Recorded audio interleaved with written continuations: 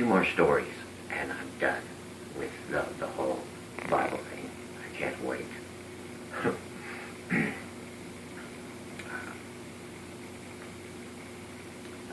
The last story I'm going to use as a segue into another topic, another religion. This one is going to be about the story in the Bible that I hate the most, the one I like the least, the one that I believe to be the most damaging and disgusting and horrid story in the whole thing, the one I don't believe should even be remotely in there. Those people who are Bible readers are going to probably see what I'm getting at real quick, but the Bible is used like a legal document. And often with legal documents, in an argument in a court case, you go before the judge and you show them what another judge has based their judgment on. You show them other rulings to set precedents or prejudice towards a decision. And the Bible is used like that. And in one particular case,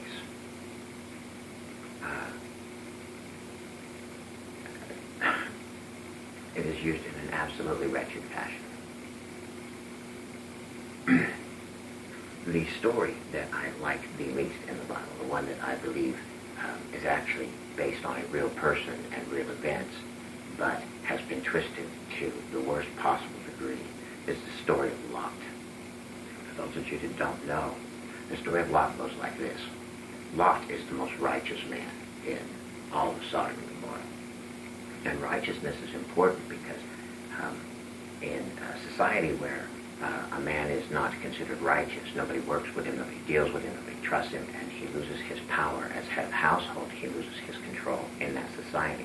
If he's a drunk, a lech, can't hold on to his money, can't be trusted, they deal with the next. They might deal with his wife before they deal with him, or deal with his oldest son.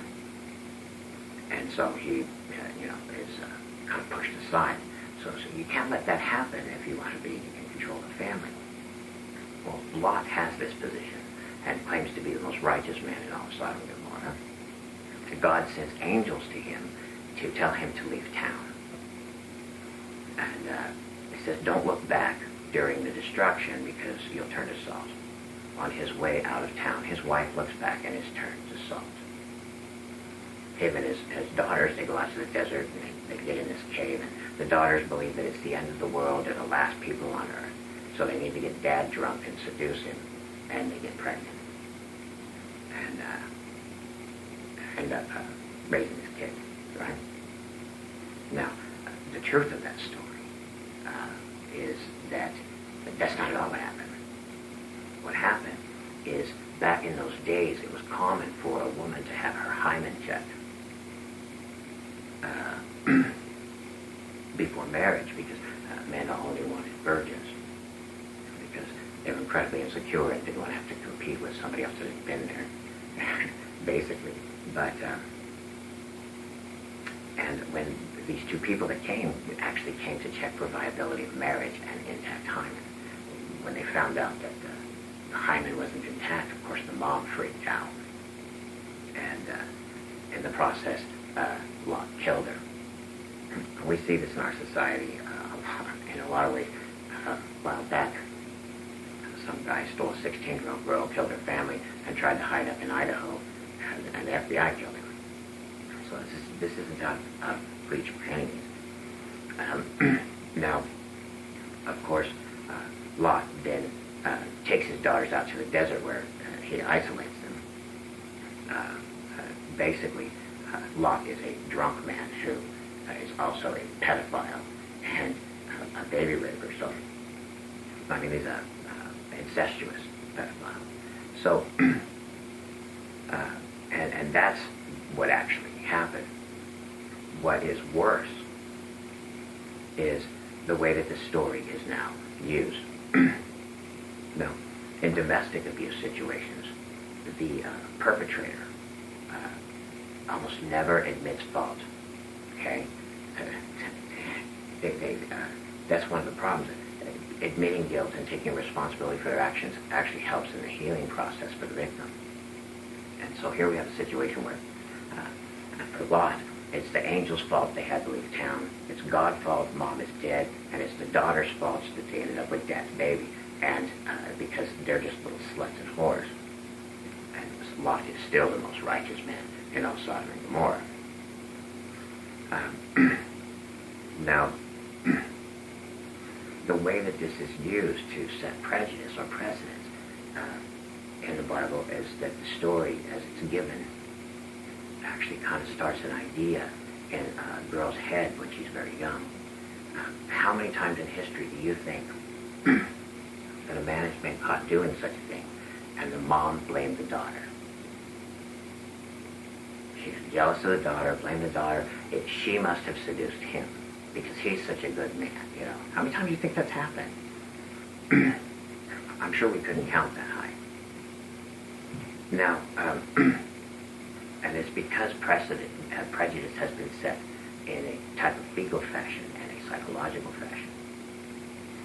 And what's worse than that, it's actually a format for people to, for those type of people who are going to do that, like a learning lesson. Because they learn how never to take responsibility for their actions and never admit guilt. They learn how to blame everybody but themselves. And that, worst of all, they learn how to blame the victim. And that's disgusting. And here it is in a document, in a book that is supposed to be a religious or a spiritual document. Now, you know, I mean, my God, they believe that they found the city of Sodom and Gomorrah, and they believe that they have found Lot's cave. And at the front of the cave is this very simple temple that has been built to God.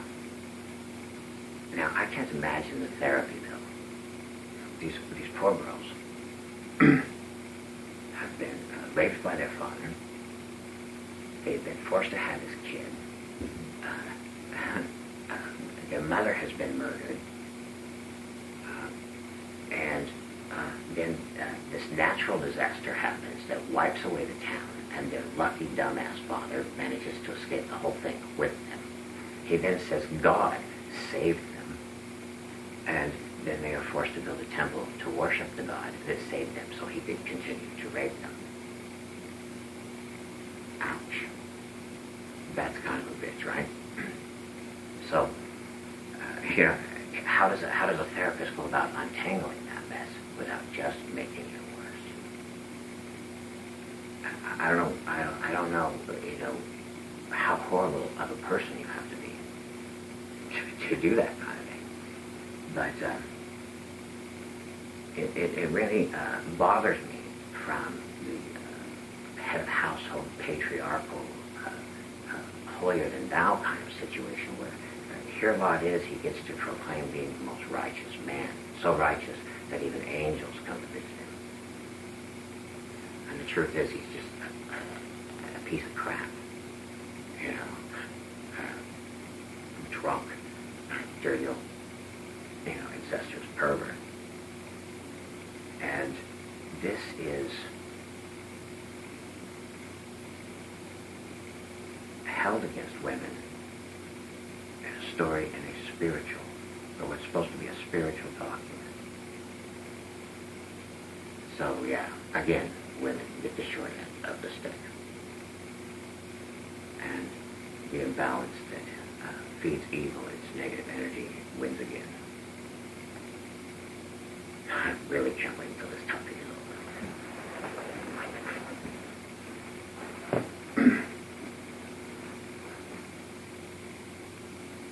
Wow.